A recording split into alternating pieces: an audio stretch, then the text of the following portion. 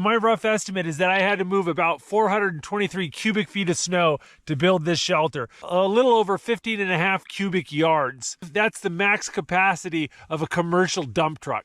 Oh, look at this. Got a lot of snow last night. Oh yeah, that's got to be at least a foot.